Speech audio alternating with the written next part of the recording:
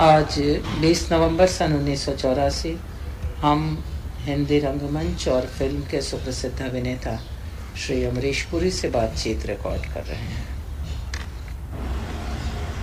ये बताइए कि इसका जो स्पीकर है वो माइक वो तो आपकी तरफ है। अभी है मेरी ओर। अभी मैं अपनी बात ख़त्म कर लूँ तब आपकी ओर माइक घुमा दूँगा। नहीं, बार बार नहीं घुमाना पड़ेगा। उसके बाद जो हम बोलेंगे वो पीछे से भी पकड़ लेगा, अभी भी पकड़ सकता है। तो इसमें हम ये चाहेंगे, मैंने ऑटोबायोग्राफिकल थोड़ा सा, कि आपका जन्म कब, कहाँ हुआ, कैसे थिएटर की ओर आप आए, क्यों आए, क्या परिस्थितियाँ थीं, क्योंकि निश्चित रूप से हिंदी क्षेत्र में बंगला और मराठी में तो फिर भी परंपरा लंबी रही है, लोग जुड़ते रहे हैं।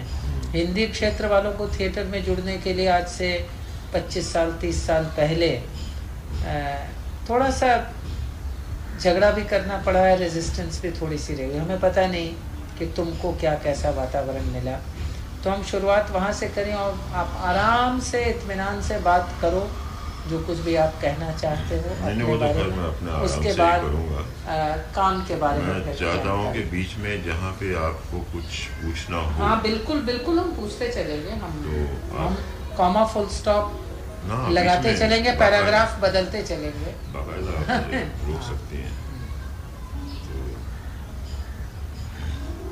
तो अपने जन्म से ही शुरू करता हूँ। मेरा जन्म पंजाब में, खासकर जगह आपको बता दूं, जलंधर के पास एक नवा शहर, अच्छा जगह विलेज है, विलेज तो नहीं अब तो टाउन है। वहाँ मेरे नानी वहीं की थी, तो मेरा वहाँ जन्म हुआ 1932 में। अच्छा। और जन्म के बाद ज़्यादा समय हम दिल्ली शिमले में रहे, क्योंकि मेरे पिताजी गवर्नमेंट सर्वेंट थे। अच्छा। और उन दिनों ब्रिटिश राज में ऑफिसेस जो होते थे तो ट्रांसफ़र होते थे। गर्मियों में शिमला चला जाता, गर्मियों में शिमला, सर्दियों में दिल्ली। वो बचपन का बहुत ही हमारे छोटे होते का समय था। 1940 में हमारे पिताजी रिटायर हो गए। अच्छा। उसके बाद 42 तक हम दिल्ली में रहे, लेकिन 42 में फिर शिमले शिफ्ट हो गए। तो शिमले कुछ पिताजी काम करते रहे, हम पढ़ते रहे। पिताजी तो कहा कि रिटायर करके कुछ और काम। अच्छा। रिटायरमेंट के बाद काम करना ज़रूरी था, बच्चों की परवरिश के लिए आमदनी बहुत ज़रूरी थी। तो तुम भाई बहनों में छोटे थे सबसे? नहीं, मेरे सबसे बड़े भाई हैं चमनपुरी, उनके बाद मदनपुरी। अच्छा। उसके बाद हमारी एक बहन है कांता। अच्छा। शादीशुदा हैं, वो भी दिल्ली में है, मुझसे बड़ी हैं। मतलब उनके बाद मैं, और मुझसे छोटा एक भाई है हरीश। अच्छा। वो आजकल पूना में। आवाज़ का लेवल वैसे ठीक है। हाँ पकड़ना जी, अभी तो हमने वॉल्यूम कम कर रखा है। तो शिमले में मैंने वहीं पे मैट्रिकुलेशन किया। उसके बाद मैं 2 साल के लिए होशियारपुर में आगे पढ़ा, जिसे इंटर कहते हैं, वो मैंने होशियारपुर में आगे की। और फिर से ग्रेजुएशन के लिए शिमले पहुंच गया। 52 के एंड में वहाँ ग्रेजुएशन की। 53 में नौकरी की तलाश में, काम की जस्तजू में बॉम्बे पहुंच गए, क्योंकि मेरे भाई यहाँ पे थे मदनपुरी फिल्म लाइन में। तो दिमाग में कुछ कीड़ा तो था फिल्मों का। वो यहाँ आके यहाँ के हालात देख के फिल्मों में काम छोटे ढर्रे पे शुरू किया जाए तो वहीं के वहीं आदमी फंस जाता है। वो कुछ चीज़ बहुत जल्दी समझ में आ गई। तो ये सोचा कि इसकी 52 में तो उम्र 20 साल की रही होगी। 32 का जन्म 20 साल। 21 बरस का था जब मैं यहाँ आया। अच्छा। तो उस वक्त कुछ वो समझाने पे लोगों के, तो समझ गया मैं जल्दी कि ये मामला इतनी जल्दी शुरू करने वाला नहीं है, तो आराम से देखेंगे। तो उस वक्त तो इमीडिएट एम्प्लॉयमेंट के लिए तो हमने गवर्नमेंट की नौकरी की तलाश कर ली। अच्छा। और इत्तेफाक से वो नौकरी हमने 21 बरस की उम्र में 21 बरस तक करते रहे, तब से शुरू की हुई। अच्छा, मैंने हाँ, अच्छा मैंने अच्छा जैसे 73 तक 54 में जो जॉब शुरू की थी, हाँ, वो 75 तो तक। 75 में जाके मैंने रिजाइन किया था। अच्छा। लेकिन इस बीच में वो जो थिएटर का और एक्टिंग का कीड़ा तो दिमाग में कहीं था, तो ऐसा लगता था कि कोई हमें प्रोजेक्ट करके कहीं पहुंचा दे, किसी का सहारा चाहिए था। ऑफिस में 61 में मुझे खबर मिली, हमारे एक मित्र हैं, उनका नाम है मेघानी, जो यहाँ पे बाद में वो हमारे साथ प्लेस में भी काम करते रहे और आजकल भी वो सिंधी थिएटर कर रहे हैं। अच्छा। सिंधी का कमर्शियल थिएटर काफ़ी किया है उन्होंने। तो बहरहाल वो मेरे दोस्त भी थे वहाँ पे, तो उनको एक बार हमने अपने मन की पीड़ा बता दी कि यार कुछ थिएटर में हमको भी करना है, तो कुछ बताओ रास्ता। तो उसने कहा ठीक है, हम आपको लिए चलते हैं नाट्य संघ में। वो वहाँ से 1 साल का कोर्स पहले कर बैठे थे। अच्छा। मुझसे पहले। भारतीय नाट्य संघ? जी नहीं, सिर्फ नाट्य संघ। अच्छा, यहाँ बम्बई हाँ। की संस्था। अच्छा। उस टाइम पे यहाँ अलकाजी साहब उसके डायरेक्टर थे। क्या इसी का नाम थिएटर एकेडमी भी था क्या? हाँ, नाट्य एकेडमी। नाट्य एकेडमी।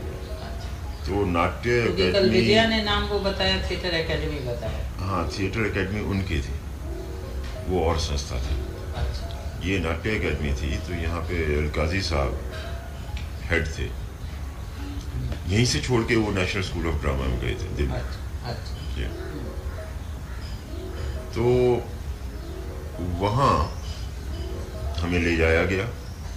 उसके पहले एक बार ऐसा चांस हुआ था मेरा 56-57 में, जब पृथ्वीराज जी का थिएटर चल रहा था, पृथ्वी थिएटर।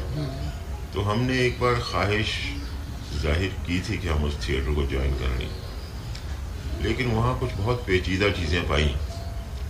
बहुत लोग एंटर हुए थे थिएटर में, और ज़्यादातर उनके फैमिली के ही बहुत से लोग थे, कुछ बाहर के भी एक्टर्स थे।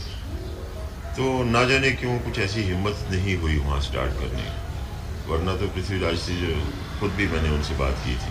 अच्छा। तो बहुत अच्छे ढंग से उन्होंने, एफेक्शनेट ढंग से कहा था कि भाई तुमको अच्छा लगता है तो आ जाओ। उन्होंने तो कभी ना नहीं किया था, लेकिन जैसा मैंने कहा कि अपनी ही कुछ हिम्मत नहीं हुई उस वक्त स्टार्ट करने। खैर 61 में गवर्नमेंट सर्विस में किस डिपार्टमेंट में वैसे थे तुम? State insurance. State insurance. और पोस्टिंग यही बम्बई में? बॉम्बे में। स्टेट इंश्योरेंस केस थी। हाँ। तो अलकाजी साहब के पास मुझे वो हमारे मित्र ले गए एक दिन शाम को। तो बहुत ड्रामेटिक मोमेंट था। वो नाट्य संघ का जो ऑफिस था, उसके एक कोने में एक फिगर बैठी हुई टेबल के ऊपर काम कर रही है।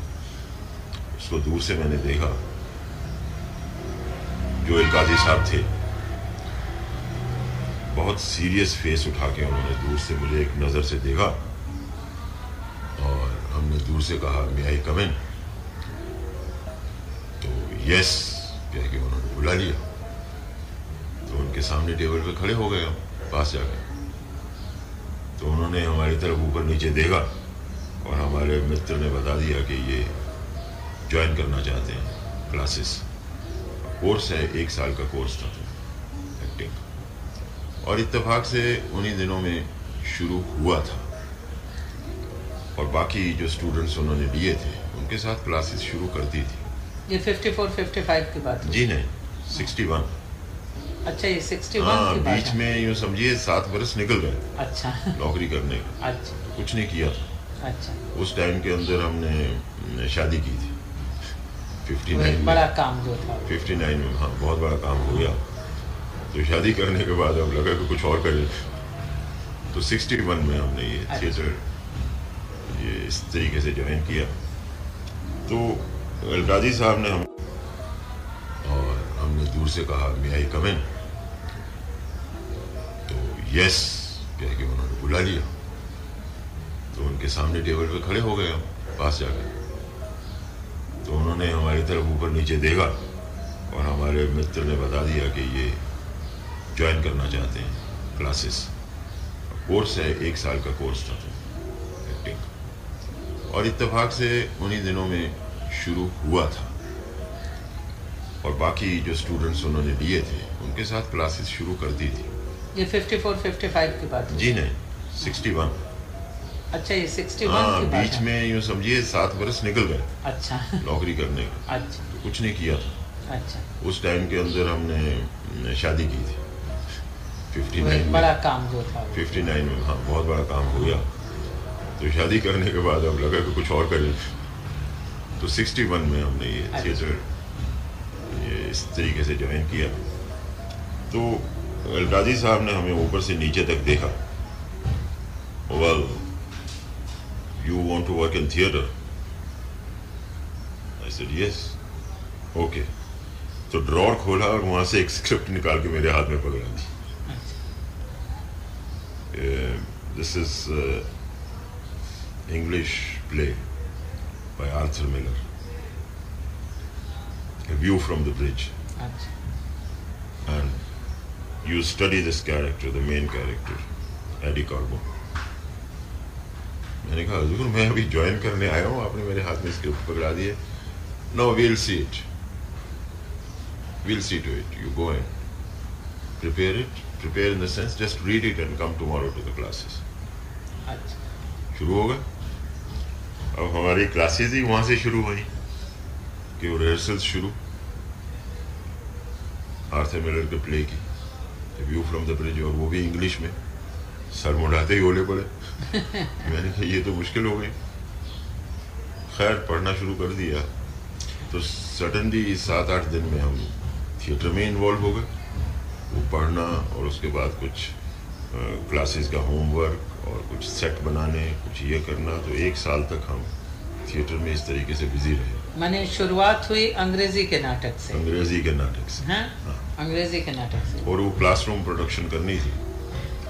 और अलकाजी साहब तो वैसे भी अंग्रेज थे, तो क्योंकि उनका थिएटर ग्रुप जो था, थिएटर ग्रुप भी उन्हीं का एस्टेब्लिश किया हुआ था। थिएटर यूनिट ना? थिएटर यूनिट बाद में हुआ। अच्छा, पहले वो थिएटर ग्रुप था? नहीं, हाँ। क्या नाम क्या था उसका? थिएटर यूनिट जो था, दिस वाज द ओरिजिनल। उसमें से फिर थिएटर ग्रुप बाद में इंग्लिश जो डिपार्टमेंट था ये सेपरेट किया गया। अच्छा। तो वो इंग्लिश प्लेज भी साथ में करते थे ना, उनकी भी तो डायरेक्ट करते थे। तो 54 में इन्होंने थिएटर यूनिट की स्थापना की थी। अच्छा। और 61 में ये व्यू फ्रॉम द ब्रिज करने के बाद फिर एक हमारे क्लासरूम प्रोडक्शन थी जो हमारे एग्ज़ाम्स के लिए, जिसके हमारा जज किया जाएगा कि उसमें हम कितने अच्छे मार्क्स के साथ पास हो सकें। वो दूसरी प्रोडक्शन थी मोलियर के स्केपिंग, बिच्छू। वो हिंदी प्ले था बिच्छू। वो डायरेक्ट कर रहे थे जो हमें क्लासरूम प्रोडक्शन के लिए। उनके साथ जो हमारी भेंट हुई उनका नाम था सत्यदेव दुबे। वो अलकाजी साहब के चूँकि साथ काम करते थे, बड़े दुबे साहब उनके साथ। तो अलकाजी साहब ने उनसे कहा था कि भाई don't you take the classes of this नाट्य अकेडमी, और बच्चे हैं इनको सिखाओ। उनको तो मालूम था कि ये थिएटर तो भाई अंदर से बाहर तक थिएटर ही जानने वाले हैं। ये दुबे साहब टोटली इंटरेस्टेड इन थिएटर और डायरेक्टर की भी हैसियत रखते थे। इन्होंने उन दिनों में अपना प्ले भी बाद में डायरेक्ट किए इमीडिएटली। तो इनसे मुलाकात हुई तो हम पहले तो बिल्कुल इम्प्रेस नहीं हुए देख के। हमने कि ये हमें क्या पढ़ाएंगे, ये छोकरा से तो लगते हैं और बहुत ही छोटे दिखते थे। खैर इन्होंने कराना शुरू किया और कहीं पे हमें वो चीज़ अपील कर गई कि जो करवा रहे हैं कुछ ठीक ही है। बातें तो ठीक हैं, कुछ बड़ा दूसरे क्लास में लोग थे वो मजाक भी उड़ाते थे, तो हम थोड़े से सीरियस रहे ये देखने में कि करते क्या हैं। उसका थोड़ा सा फ़ायदा ये हुआ कि जैसे हमने फर्स्ट क्लास फर्स्ट में पास किया, अच्छा कोर्स, अच्छा, साल अवार्ड वगैरह मिल गया 62 में। 62, तो वो ख़त्म करते ही दुबे साहब अपना एक प्ले अंधा युग करने वाले थे भारतीय, तो कहने लगे कि पुरी साहब आप हमारे साथ काम करेंगे उस प्ले में। हमने कहा ज़रूर करेंगे, हमें तो थिएटर करना है। तो हम ले लिए गए और धृतराष्ट्र के हमने पंक्तियाँ याद करनी शुरू कर दी। नवंबर में जाके वो प्ले हुआ और उसके कुछ हमने 14-15 शो अलकाजी के टेरेस पे किए 62 में। 62। तो खट से हमें पता लगा कि ये तो बहुत मज़ा आता है थिएटर करने में। उसके बाद फिर 63 में इमीडिएटली दूसरे प्ले तैयार करने शुरू किए। मेरे ख्याल में उसके बाद हमने इनकलाब किया था, उसका युगो बेटी का, अच्छा क्वीन एंड द रेबल्स, अच्छा, इनकलाब प्ले वो किया। और फिर साथ साथ में हमने आषाढ़ का एक दिन किया उन्हीं दिनों में,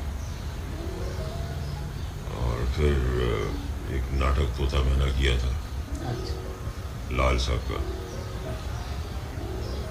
वर्जे के थिएटर वहाँ से शुरू हो गया और जितना उसको गाते गए उतना गाने में मज़ा आता था थिएटर। तो तभी से लेके अब तक भी थिएटर यूनिट के तो हैं ही, तो बीच में बहुत से नाटक हुए हैं जिनका रिकॉर्ड भी है, नाटक हिस्ट्री में होगा। अच्छा, एक बार बता, मैंने आप वैसे नेशनल स्कूल के विद्यार्थी नहीं कभी नहीं, कभी नहीं। अच्छा, क्योंकि अलकाजी साहब ही वहाँ पर national school of drama was mainly known because of Alkazi later, और अलकाजी ही यहाँ से छोड़ के वहाँ गए थे दिल्ली, जाके उन्होंने स्टार्ट किया था। तो उस तरीके से नाट्य नेशनल स्कूल ऑफ ड्रामा के साथ संबंध उस किस्म का ज़रूर रहा है कि जब कभी दिल्ली जाते थे तो जाके विजिट करते थे। अच्छा, अलकाजी साहब के साथ काम किया, यहाँ एक नाटक तो उनके साथ किया ही, अंग्रेजी वाला, व्यू फ्रॉम द ब्रिज, और उसके बाद और कोई नाटक उनके साथ किया नहीं? फिर हिंदी में ही दुबे के साथ किया बराबर? हाँ, फिर दुबे के साथ किया। अच्छा, तो अलकाजी के वर्किंग की पद्धति या अलकाजी के बारे में या ट्रेनिंग जो उन्होंने दी उसके बारे में कुछ बताइए। अलकाजी साहब से जो सबसे बड़ी चीज़ मैंने सीखी और जो हर थिएटर में बहुत ज़रूरी है प्रतिभा जी, वो डिसिप्लिन है एक थिएटर का। वो कुछ आप उसे इंग्लिश स्टाइल कह दीजिए या कुछ भी कहिए, तो थोड़ा सा डिसिप्लिन जो चाहिए थिएटर में एक्टर्स के लिए, वो उनमें देखा और वो किया। जहाँ तक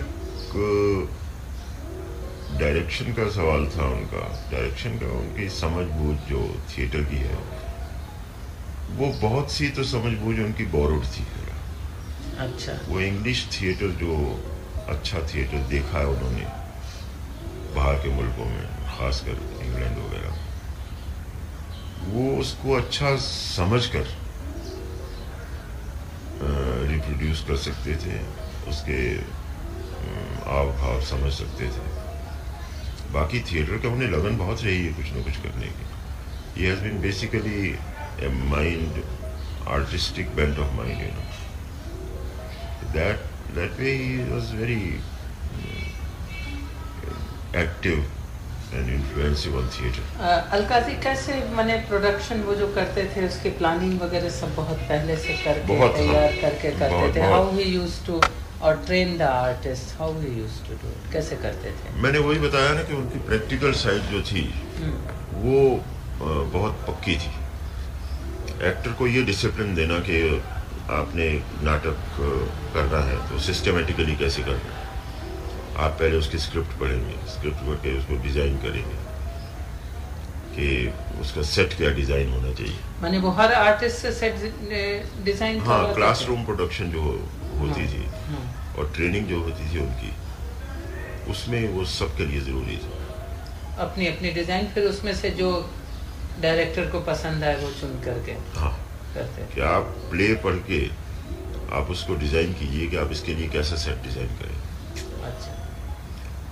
और फिर उसमें हर एक्टर को कुछ ना कुछ रोल करना पड़ता था, जितने स्टूडेंट्स होते थे।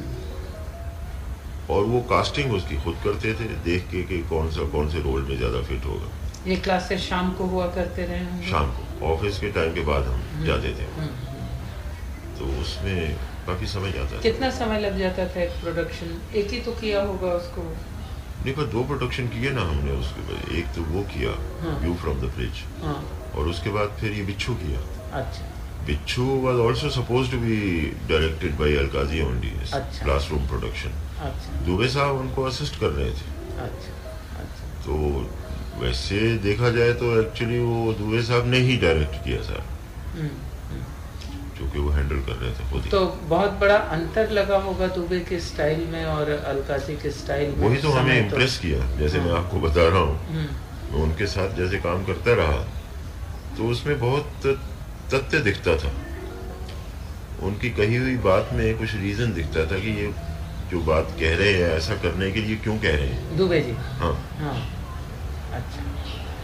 तो वो हमें अपील कर जाती थी कि भाई बहुत थिएटर में अगर कोई एक्टिंग के लिए मदद कर सकता है या एक्टिंग के ऊपर कुछ बता सकता है हमारी समझबूझ के हिसाब से, जो चीज़ें हमें नहीं आती हैं और जो उनकी सुन के हमें अच्छी लगती हैं, तो उसके लिए तो हमारे लिए कमाल का आदमी है। अच्छा अच्छा। तो इसका मतलब यह हुआ कि करीब करीब 62 से लेकर के 84 तक 22 साल दुबे के साथ आप काम कर रहे हैं। जी हाँ, अभी तक तो कर रहा हूं, टच वुड। हाँ, आपकी बात तो उसके साथ साथ दुबे की बात, आपको दुबे के सोचने के तरीके में, काम करने के तरीके में कुछ विकास होता हुआ, कुछ परिवर्तन होता हुआ दिखा है, या वो वैसे ही हैं जैसे पहले थे? उनका जो थिंकिंग है वो तो बेसिकली वही है, और उसी के हम कायल हैं। आई थिंक थोड़ा इसको एलेबोरेट कीजिए ना, इस पॉइंट को, थिंकिंग उनकी, if you can. In terms of theatre मेरे ख्याल में मैं इजीली कह सकता हूँ कि बॉम्बे में शायद ही कोई ऐसा हो जो इतने विस्तार रूप से और गहराई में थिएटर को समझता होगा और प्ले के एग्जीक्यूशन को, जिसमें न्यू आइडियाज़ डाले जा सकें, जो दुबे साहब की समझ बूझ है। चूँकि उनके साथ मैं बहुत रहा हूँ, ये नहीं कि मैंने बाकी के लोग नहीं देखे करते हुए। बहुत हर किस्म के नाटक होते हैं बॉम्बे में, किए जाते हैं, और काफ़ी इमेजिनेटिव भी बहुत से रहते हैं। लेकिन ये नहीं कि मैं इनके साथ रहा हूँ इसलिए कह रहा हूँ, but I have been totally impressed, totally convinced and totally overpowered by his knowledge. क्या मैंने सबसे अच्छी हो सकता है मेरी समझ बूझ इतनी कम हो कि मेरे लिए तो हमेशा नहीं, दुबे की सुपर ही रहे। दुबे की क्षमता और योग्यता, इसके बारे में तो कोई संदेह हो ही नहीं सकता है। यद्यपि वो हमेशा, I mean, it is one big example not only in Bombay but in the theatre world of India. International level पे मैं इसलिए नहीं कह सकता हूँ कि मैंने बहुत से इंटरनेशनल प्लेस नहीं देखे, और जो कुछ होते देखे भी हैं, यहाँ बाहर के लोग लेके आए हैं कभी कभी, घटिया प्रोडक्शन ही देखी। उसमें नामी अच्छे प्रोडक्शंस तो आ भी नहीं पाते थे, टू एक्सपेंसिव, तो नॉर्मली हाँ तो आ भी नहीं पाते, तो ज़्यादा टेक्निकली जो सेकंड क्लास थर्ड क्लास ही आते हैं टेक्निकल लेवल पे ज़रा ये बत्ती बुझाई और वो जला दी और वो कर दिया और वो कर दिया, तमाशा। दुबई की सबसे खूबसूरत बात क्या लगती है? Not only in Bombay but in the theatre world of India. International level पे मैं इसलिए नहीं कह सकता हूँ कि मैंने बहुत से इंटरनेशनल प्लेस नहीं देखे, और जो कुछ होते देखे भी हैं, यहाँ बाहर के लोग लेके आए हैं कभी कभी, घटिया प्रोडक्शन ही देखी। उसमें नामी अच्छे प्रोडक्शंस तो आ भी नहीं पाते थे, टू एक्सपेंसिव, तो नॉर्मली हाँ तो आ भी नहीं पाते, तो ज़्यादा टेक्निकली जो सेकंड क्लास थर्ड क्लास ही आते हैं। टेक्निकल लेवल पे ज़रा ये बत्ती बुझाई और वो जला दी और वो कर दिया और वो कर दिया, तमाशा। दुबई की सबसे खूबसूरत बात क्या लगती है तुमको डायरेक्शन की, या महत्वपूर्ण? वो हर एक्टर में से जो चीज़ एक हद तक तो बताते हैं, वो देखते हैं कि किससे मैं करवा सकता हूँ, और बहुत जल्दी भांप जाते हैं कि इससे मैं कुछ काम निकाल सकता हूँ कि नहीं। और अगर उनको दिख जाए कि इससे निकालना मुश्किल है, तो फिर वो बताना शुरू करते हैं।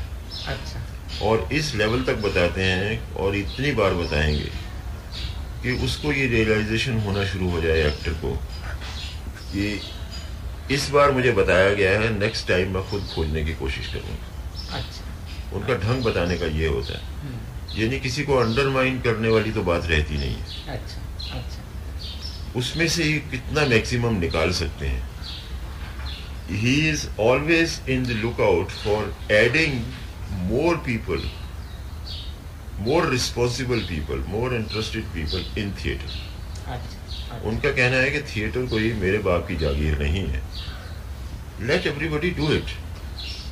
अगर आज मैंने नाटक किया है और उसमें 10 लोग काम कर रहे हैं, तो मैं चाहता हूं कि 10 के 10 में क्षमता होनी चाहिए कि वो अपना नाटक खुद डायरेक्ट कर सके। और ये ज़रूरी नहीं है कि मैं ही उनको अपने थिएटर यूनिट में चांस दूँ, कभी दे भी सकता हूँ, क्योंकि थिएटर यूनिट का तो हेड मैं हूँ। अब उनको करना है तो संस्था अपनी दूसरी खोल लें और करें। अच्छा, एक तो वहाँ से शुरुआत की, तो पहला नाटक बिच्छू किया, उसके बाद आषाढ़ का अंधा युग, फिर आषाढ़ का एक दिन, आषाढ़ का एक दिन, इनकलाब, कर्नाटक तोता मैना। हाँ। उसके बाद फिर हमने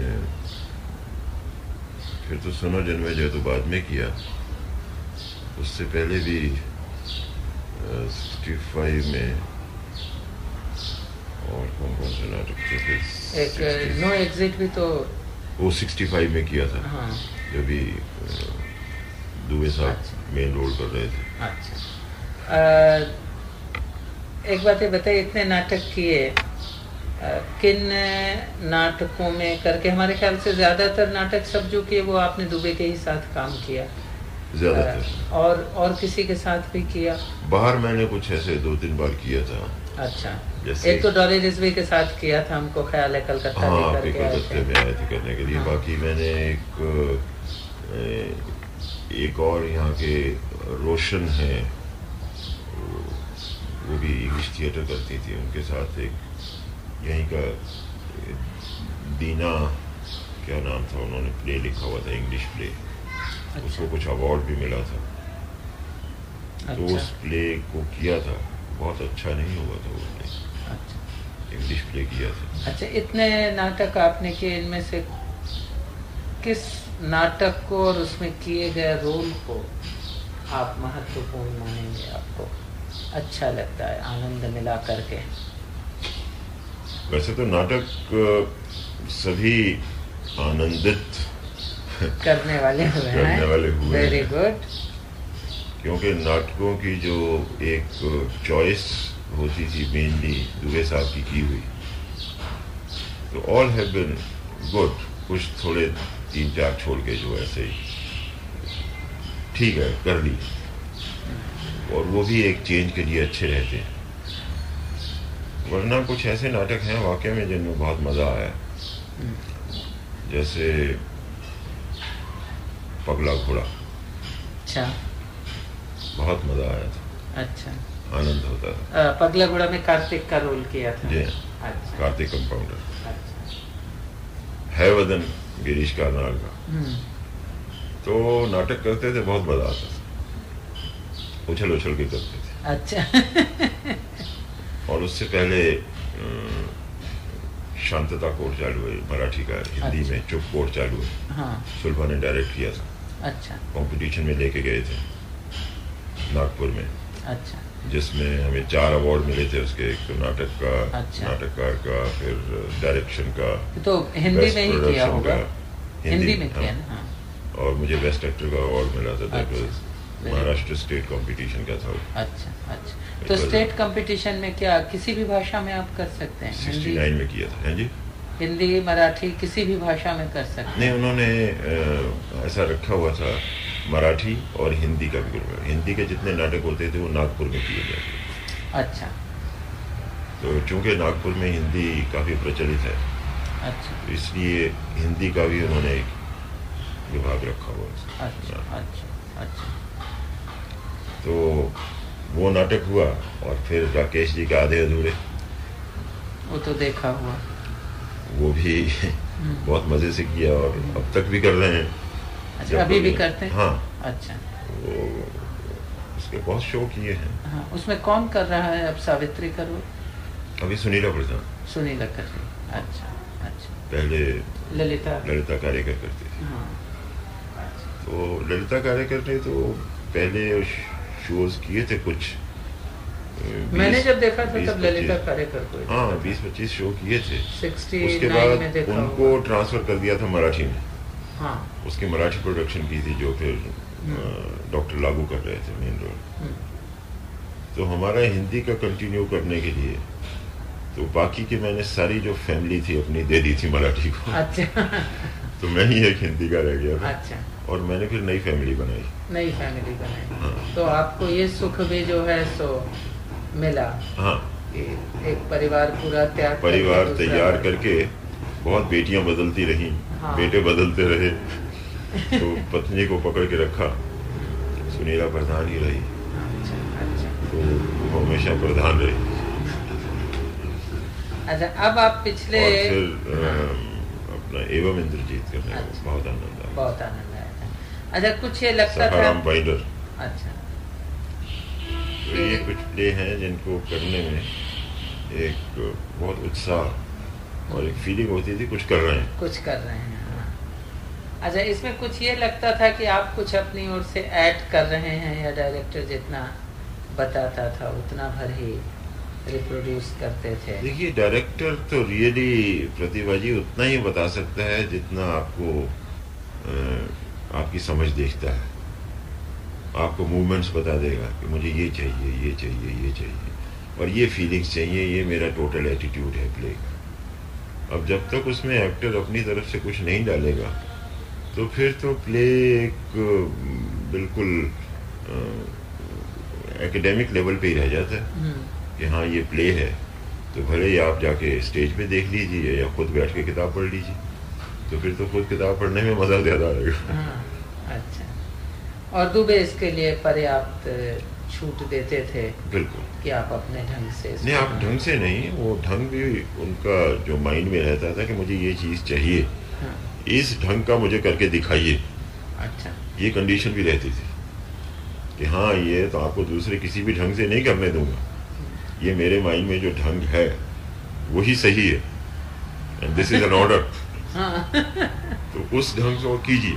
अच्छा। अब क्योंकि हमें वो पूरा विश्वास था कि इनका ढंग जो है वो करेक्ट है, इसलिए उसको वहां तक पहुंचने वो की हमने थोड़ा सा कहना पड़ेगा कि कुछ लोग बल्कि ये कहेंगे कि ये क्या हुआ सोचने का तरीका, तो वो ब्लाइंड फेथ था। थिएटर यूनिट के और भी एक्टर्स में इस तरह का फेथ रहा हुआ है या कहीं? मैं समझता हूँ कि 95% में 95% तो 100% हाँ, हो गया, यही और फेथ क्या? रहा। अच्छा। बल्कि मुझे ये सुनने में कोई भी छोड़ के हमको गया हो और उसने कभी ये कहा हो कि नहीं यार समझ लिया क्या डायरेक्शन करते हैं, ऐसे भी क्या ग्रेट हैं, तो ये किसी के मुंह से सुना नहीं, तो सुना है तो ग्रेट ही सुना है। अच्छा। तो जब सुपरलेटिव वर्ड यूज किए जाते हैं तो उसमें तो कुछ कहने की गुंजाइश ही नहीं होती ना कि इससे कम भी हो सकता है। चलो, दुबे जिस दुनिया में रह रहे हैं, माने बम्बई में, वैसे हिंदुस्तान तो खैर ठीक है, मगर अब तो खैर उन्होंने बहुत ही सीमित कर दिया है। तो दुबे जी ग्रेट माने जाते हैं, महान माने, फिर भी उनको इतनी परेशानी क्यों रहती है अपने आप को डंके के साथ एस्टेब्लिश करने की? नहीं, वो जितनी चीजें बाहर बता देते हैं उनसे दूसरे लोग सेटिस्फाई हो जाते हैं, पर जिस लेवल की सेटिस्फेक्शन वो खुद चाहते हैं अपने अंदर, वो शायद ना अटेन करने पाए हो अभी तक। नहीं, वो तो ये कहते हैं कि मैं महान हूँ, लोग मुझको मानते नहीं महान। तो झगड़ा तो सारा इसी बात का हो जाता है। वो लोगों को बोलते हुए देखते नहीं ना, और बहुत से लोग मानते तो सभी तो कुछ लाउड स्पीकर लगा करके कुछ उनको कुछ दिन तक सुनवा दिया जाए। नहीं, ये तो हर व्यक्ति की एक कमजोरी होती है, हर मनुष्य की, हर जीवित क्या कहते हैं उनको, हर जीव की, हाँ, कि जितना मिले उससे ज्यादा तो चाहिए ही। अच्छा, इधर दुबे जी की बात, अभी 1.5 घंटा उनसे बातचीत करके आए, अभी और बहुत घंटे करने होंगे, और उसमें बहुत बार तो झाँव होती ही रहेगी। अच्छा, बहुत ही क्रिएटिव है, बहुत ही क्रिएटिव है। I am just putting it on the record कि I want you to put it on record. No, I want to put it on record because I know him. उनकी क्रिएटिविटी उस level की है कि जो चीज़ें हमें इजीली समझ में नहीं आएंगी, जिनका शुरुआत ही समझ में नहीं आती है, वो उसको मिडल से पकड़ते हैं। अच्छा। वो तो अपनी अपनी समझ बूझ की बात है। ये भी एक टैलेंट है, और गॉड गिफ्टेड ही टैलेंट हो सकता है कि किसका माइंड कैसे चलता है। और मैंने अपनी होश में और अपनी समझ बूझ से जितना उनका माइंड वर्क करता हुआ देखा है, तो हमें कोई ये दूसरी बात सोचने की गुंजाइश ही नहीं है कि यानी इतना ही हमारे पल्ले नहीं पड़ता है, तो इससे ज्यादा कोई समझ बूझ वाला होगा तो उसके साथ बैठ के तो हमारा दिमाग खराब हो जाए। तो हमारे लिए तो ग्रेट है, और जितने हमारे थिएटर के लोग रहे हैं, उनके साथ संबंधित रहे हैं, तो सभी मानते हैं। कुछ जो नहीं मानने वाले हैं या नेगेट करने वाले होंगे, वो खुद क्रिएटिव होंगे और समझते होंगे कि मैं इसको क्यों मानूं। नहीं, हमको ऐसा तो नहीं लगता कि दुबे को कोई निगेट करता होगा। ये अलग बात है कि कोई महान माने, कोई बहुत अच्छा डायरेक्टर माने। अब सवाल ये है ना कि अब आप महान हो, महानतर, महानतम कहाँ करो या क्या करो, मगर हमें समझते हैं कि दुबे को एक बहुत अच्छा, सिंसियर, निष्ठावान, अच्छा श्रेष्ठ निर्देशक और अभिनेता है, तो सभी मानते हैं। हमें नहीं पता कि कौन इसको निगेट करता होगा। I don't know. नहीं, वो कुछ बीच बीच में जो राइवलरी जो होती है होंगी कहीं पे जरूर। तो देखो, थोड़ी बहुत यदि होती भी है, उनको बहुत सी तो स्वाभाविक मान करके चलना चाहिए। और राइवलरी जो करने वाले हैं, उनकी खुद कितनी हैसियत है और खुद उनमें कितना दम है, वो समझ के आदमी समझ जाता है कि ये इस राइवलरी में दम नहीं है।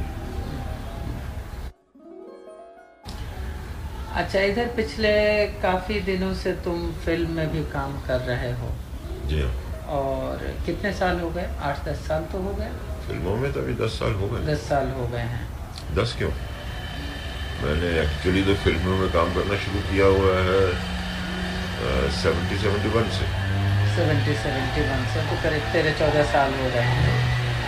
कैसा लगता है फिल्म में काम करके? और फिल्म और थिएटर की एक्टिंग को तुम कैसे उसको डिफरेंशिएट करोगे? तुमको ज्यादा आनंद किस में मिलता है? लास्ट क्वेश्चन का जवाब पहले दे देता हूँ कि आनंद तो थिएटर में ही मिलता है। अच्छा।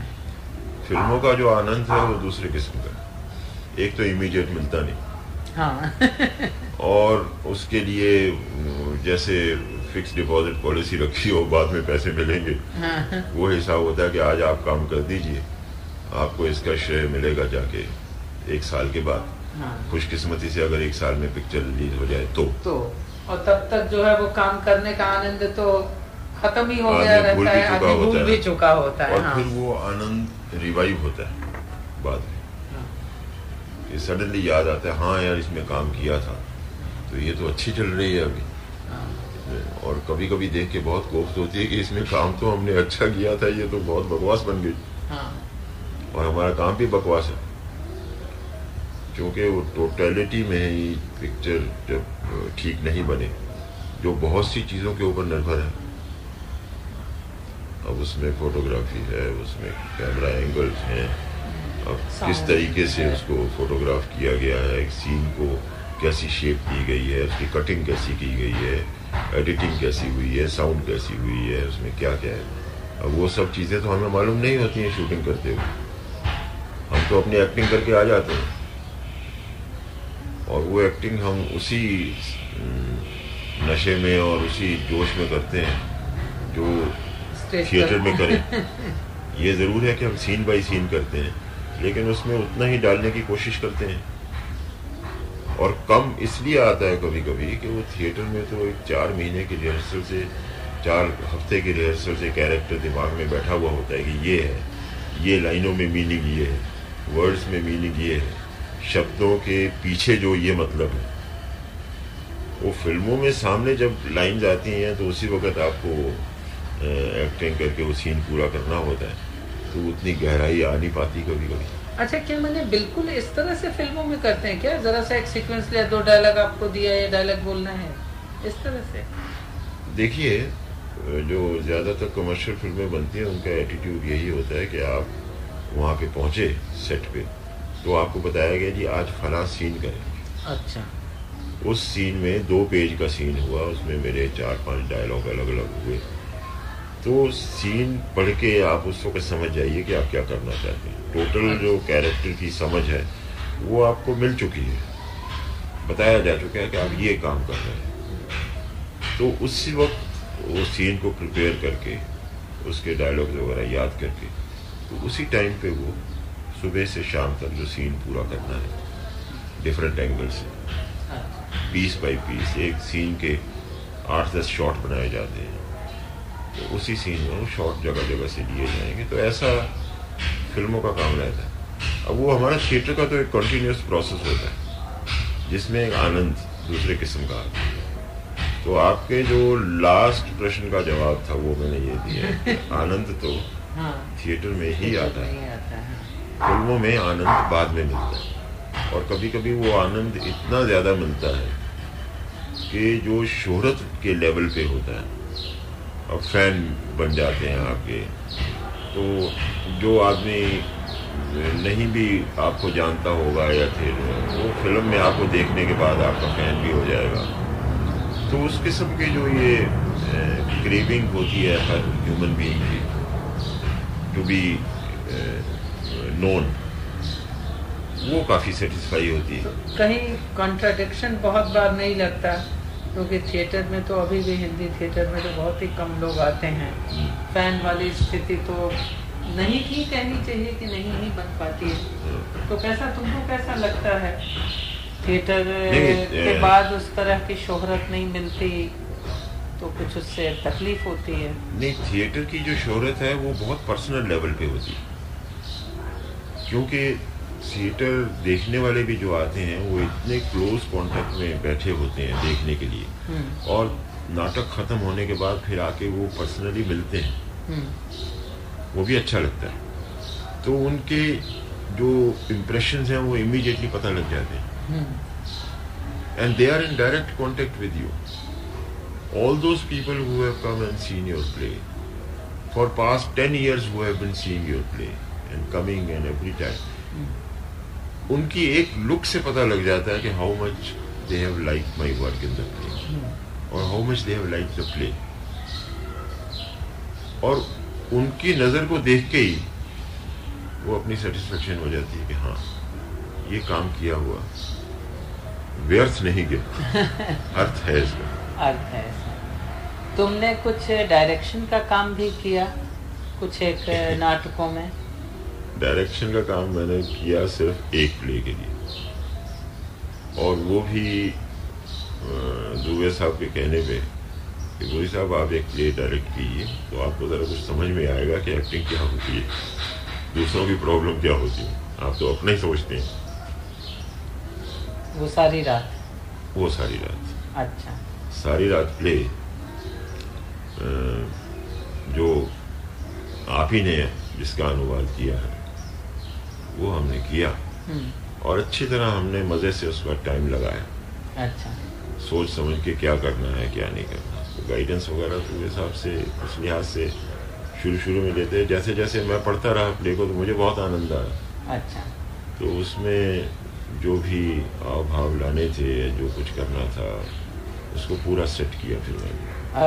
उसके बाद फिर और कोई नाटक डायरेक्ट करने की प्रेरणा नहीं मिली, इच्छा नहीं हुई? इच्छा जानबूझ के मैंने पैदा नहीं होने दी, क्योंकि मैं बेसिकली एक्टर हूँ, तो मैं उतना टाइम डायरेक्शन में जितना सर्व करूँगा और मुझे उसका कुछ उतना फ़ायदा नहीं मिलेगा, तो मैं सोचता हूँ वेस्ट ऑफ टाइम है। वो मेरे बस की जो चीज़ नहीं है, जिसके आइडियाज़ फ्रेश होते हैं, बहुत new ideas, new techniques mind में आने वाली, उस ढंग से मेरा माइंड काम नहीं करता शायद। तो मैंने बहुत सीरियसली नहीं सोचा था।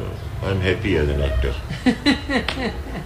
सीधी बात तो ये। हाँ, as an actor you have reached a height, definitely you have reached a level. अब एक्टर होते हुए कुछ आइडियाज़ ऐसे होते हैं जो साथ साथ में आते हैं, छोटे छोटे आइडियाज़ होते हैं, वो हम कभी अपनी तूतनी बजा के बोल देते हैं। हाँ। डायरेक्टर साहब को, उनको ठीक लगे तो वो रखेंगे, नहीं ठीक लगे तो अगर रखेंगे तो आइडिया उनका हो गया। हाँ। नहीं तो हमारा कैंसिल किया हुआ तो हमारा है ही। That is very true. दूसरे बहुत से मैंने नाटक में मुख्यतः अभिनय के सिवा और क्या काम, आपने कुछ और काम किया?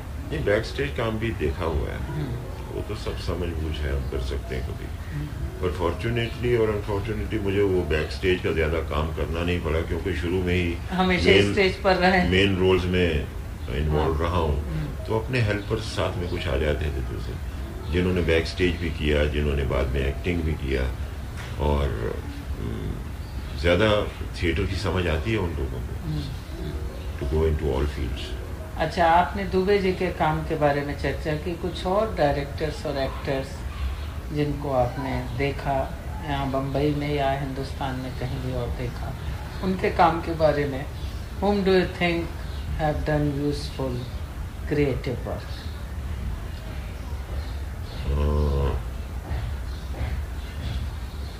आम तो यहाँ पे मराठी थिएटर में भी काफ़ी हुआ है,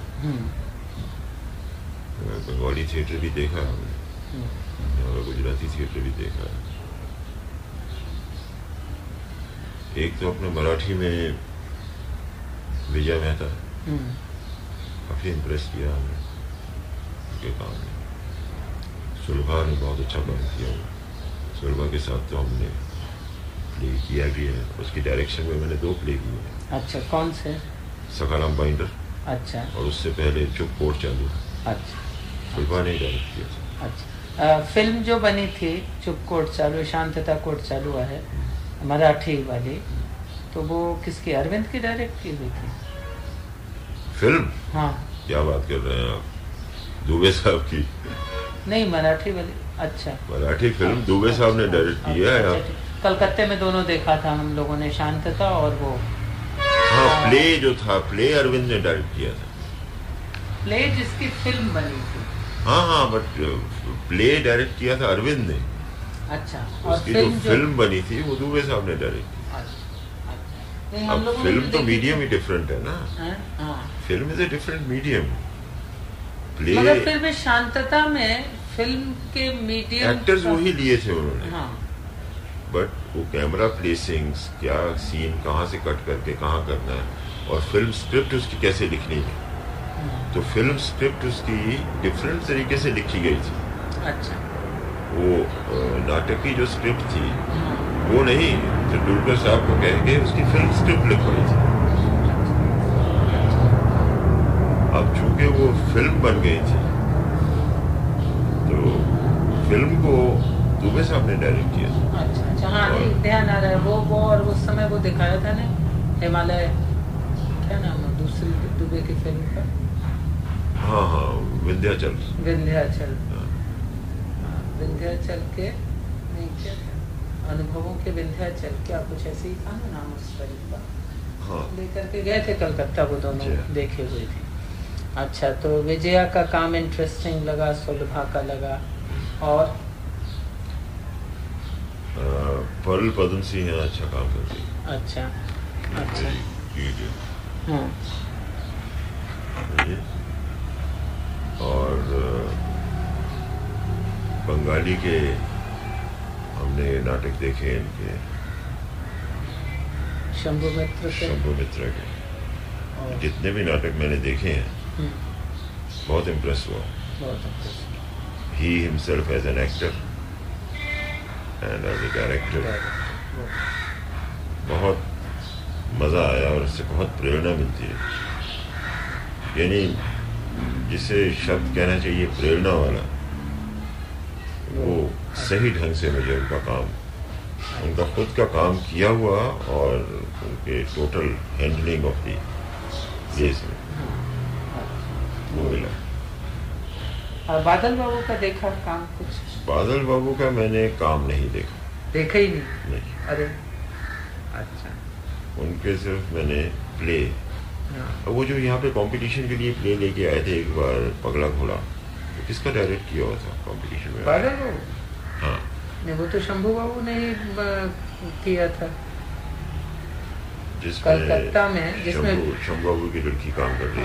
वो 4 लड़कियों ने किया था वो। हाँ, तो शंभू बाबू का डायरेक्ट किया हुआ था। अच्छा, उनका था, शंभू बाबू का था। और पता नहीं कि वो somehow or the other, मैं आपको फ्रैंकली बताऊं कि वो प्ले मुझे इतना इम्प्रेस नहीं कर पाया। नहीं किया था, बिल्कुल नहीं किया, क्योंकि हमने हिंदी में किया हुआ था। और मुझे एक बाहर के व्यक्ति की दृष्टि से मैं अपने प्ले को देख सकता था जैसे हमने किया था, तो हमारा फॉर्मेट और उसका बहुत ही अच्छे ढंग का था। नहीं, माने अपने प्रोडक्शन से तुलना की जाए या न भी की जाए, एज एन इंडिपेंडेंट प्रोडक्शन भी यदि हम लोग देखें तो उसमें 4 लड़कियों को करने से, जैसे कि आधे अधूरे में भी जिन लोगों ने वो कैरेक्टर्स 4 लोगों ने किया है, वो कहीं खत्म हुआ, पहली बात। दूसरे, शंभू बाबू ने उसमें अंडरलाइन किया फिजिकल प्रेम के एस्पेक्ट, वो ध्यान दिया होगा तुमने, तो सेट में वो युगल्स कपल्स थे और मैथुन रथ कपल एक तरह से जुड़े हुए, और वो बार बार लड़की उस पर हाथ फेर करके पूछती थी कि यही पगला घोड़ा है क्या, यही पगला घोड़ा है, या वो सातू वाला सीन लक्ष्मी के साथ जो है बहुत फिजिकल लेवल पे था। तो उसके कारण हमको लगा कि ये नाटक का मजा ही यही है कि अब देखिए, ये मामूली सी चीज है। इस सारी चीज को ही दुबे साहब ने जिस लेवल पे लिया था पगला घोड़ा करते समय, वो बात ही कुछ और थी। अच्छा, उसमें इस एस्पेक्ट को लेके ही नहीं आया, जो रिटन प्ले था उसी के भाव को उभारते रहे हर सीन में। और एक ही लड़की के साथ तरला मेहता ने किया था। ये हम लोगों ने भी कलकत्ता में जो किया, एक ही लड़की ने एक्ट किया और मूल नाटक की आत्मा जो थी उसी को प्रोजेक्ट किया था। इसमें नया इंटरप्रेट, इसीलिए हमको बहुत बार लगता है कि डायरेक्टर्स लोग जहाँ पर नया इंटरप्रिटेशन देने जाते हैं, यदि वो बहुत अच्छी तरह से नाटक के मर्म को समझ करके और उसको प्रोजेक्ट नहीं करने चलते हैं, वहाँ गड़बड़ हो जाती है। हाँ। उस मर्म को समझ करके करें तब तो ये देखो वही नया इंटरप्रिटेशन, वो नाटक से बढ़ के निकल जाते हैं। हाँ। और खुद को प्रोजेक्ट करने, अपने आइडियाज को प्रोजेक्ट करने वाली बात आ जाती है। बादल बाबू के नाटकों के साथ नाटक बदल जाता है। कई बार ये हुआ, जैसे अब एवं इंद्रजीत में देशांतर वालों ने जो प्रोडक्शन किया, उसमें बाद में इंद्रजीत का गला वो घोंट देता है। कविताएं तो बाद दे ही दी थी, बाद में मैंने उन्होंने ये किया कि राइटर और इंद्रजीत एक ही हैं। ठीक है, वो तो समझ में आ ही रहा है कि राइटर का प्रॉब्लम और इंद्रजीत का, इट इज क्रिएशन जो राइटर का है वो बहुत कुछ अपनी बात कह रहा है, मगर एकदम वो नहीं है स्थूल रूप में। और वो अंत में उसका गला घोंट देता है और कविताएं बाद दे दी हैं, तो वो अंतिम कविता कि इसीलिए तो इस पथ का मैं अंत नहीं पाता हूँ, नहीं कहीं आश्वास की यात्रा के पूरी होने पर कोई देवलेख सम्मुख होगा, या कि स्नेह स्पर्श से अपने पथश्रम कोई दूर करेगा।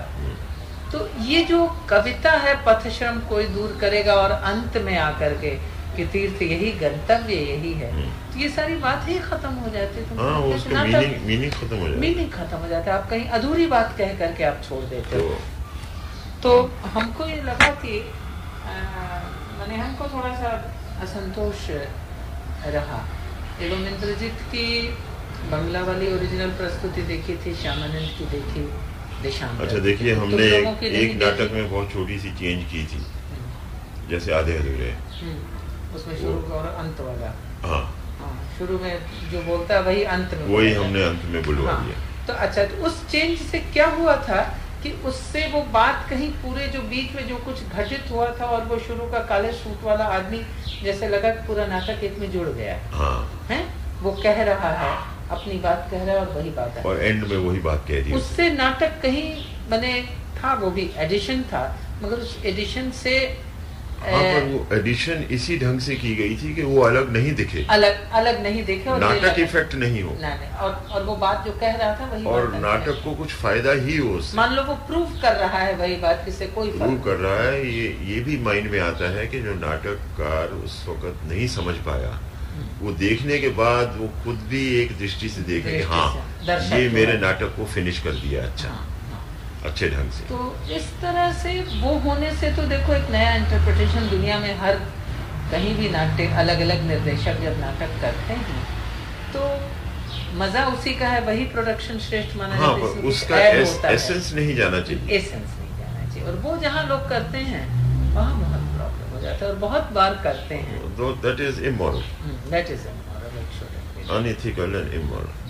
क्योंकि नाटककार ने जो अपना नाटक लिखा है, आप उसके व्यूज को प्रोजेक्ट ना करते हुए अपना शुरू करना, तो भाई क्या जरूरत है, आप अपना नाटक लिख लो ना, लिख करके कर लो। तो अपना लिखना आता नहीं है, उसके लिखे हुए उसको बिगाड़ना आता है, बिगाड़ना जो है ये प्रॉब्लम। वो एटीट्यूड कभी भी दुबे साहब ने नहीं रखा।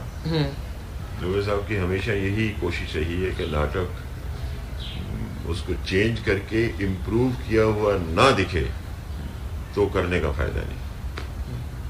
अगर चेंजेस करनी है तो उस पर इम्प्रूवमेंट होनी चाहिए, तब वो चेंजेस काम किए हैं, वरना। और आधे अधूरे में भी उन्होंने जो दृष्टिकोण था, वो औरत जो अपना रीजंस देती है, तो उसके बहुत स्ट्रॉन्ग रीजन कि ऐसा नहीं हुआ तो भी क्या, तो उसने चैलेंज किया है।